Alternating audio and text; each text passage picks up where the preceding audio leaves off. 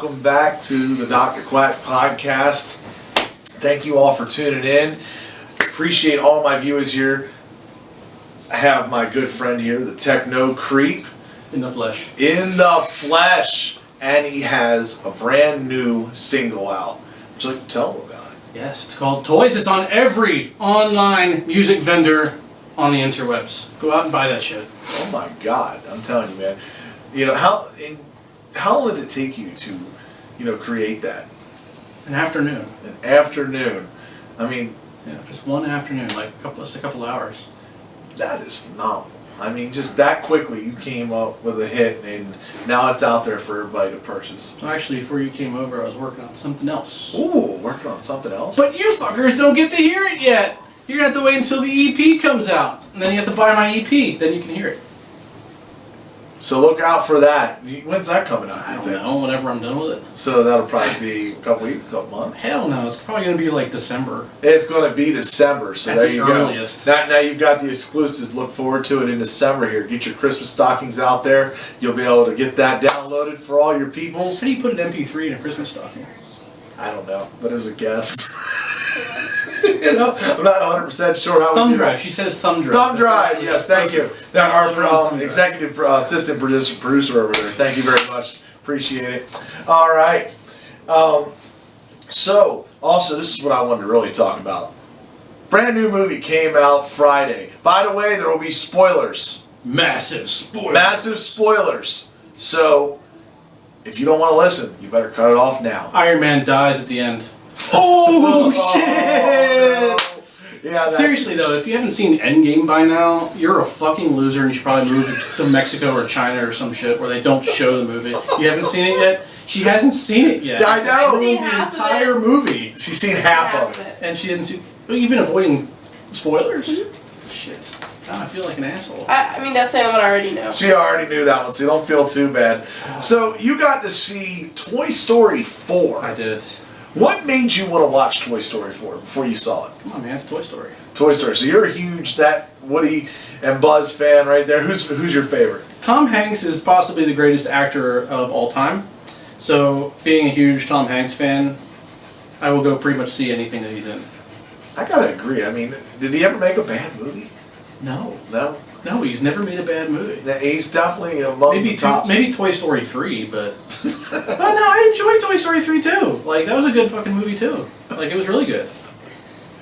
It was touching. It was like... No!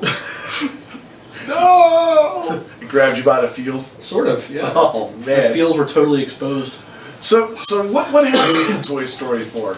Okay, so basically, it starts off like 9 years ago.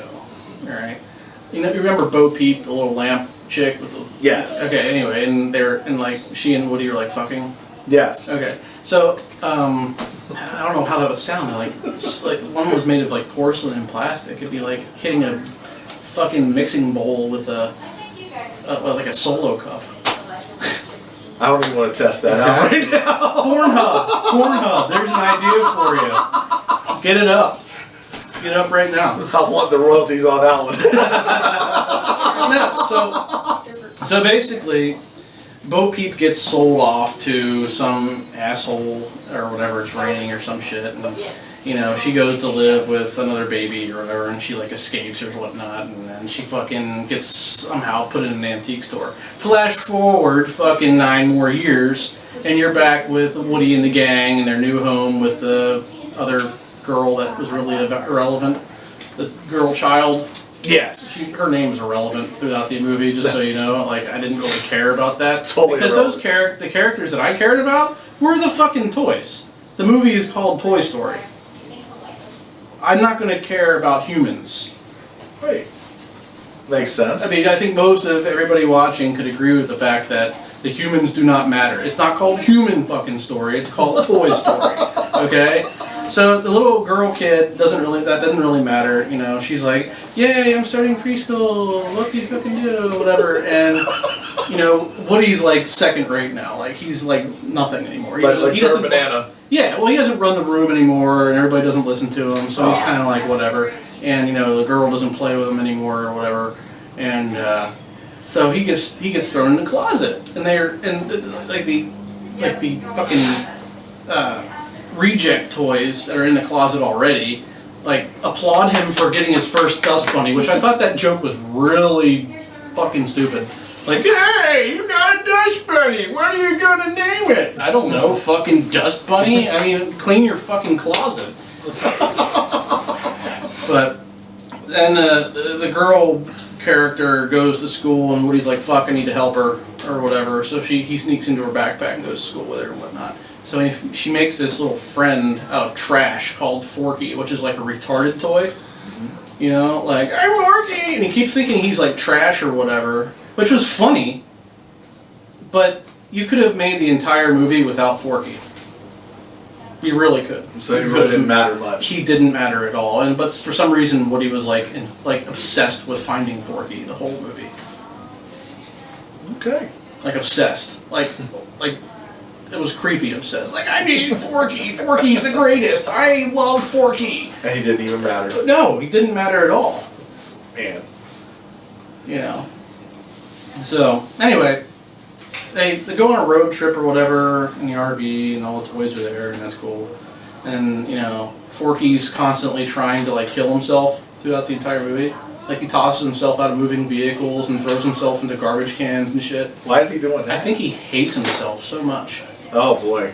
Because he's supposed to be thrown away in a garbage can. And the little human girl was like, no. I'm going to put googly eyes on you, and you're going to be my best friend forever. So, overall, the movie, Yeah. on a 5-star scale, saying it's best movie in the world. Oh, hardly best movie in the world. I'd give it like a 3.5, 3 3/4, something around there. I mean, it was alright. It was a Toy Story movie. It was rated G. So, was it worth going to the theaters to watch it? Yeah, I'd say it's worth an $8 ticket on a matinee. And you were satisfied with everything? The popcorn was a little expensive, but whatever. Oh, God, I'm telling you. I mean, when I went to see Rogue One, I remember spending, it was an A+. Look, I am not a huge Star Wars fan, but that movie got me. That did. And I watched it with my son. And, I mean, tickets combined, 2 of us, was $35. Jesus Christ. Yeah, I know. We got the 3D glasses. Where'd you go see it? Like, it was out there in Westminster. like Trump's private fucking It might as well have been. theater, you know, solid gold seats and shit.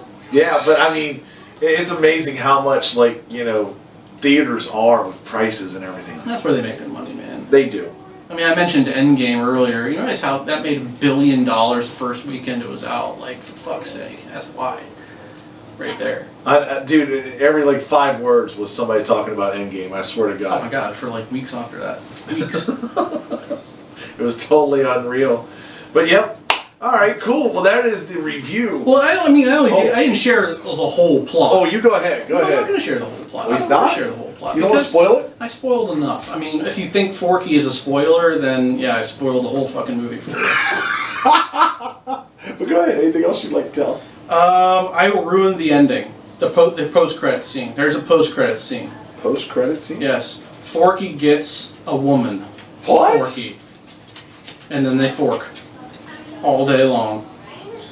That's some fork and fork right there. Yeah, buddy.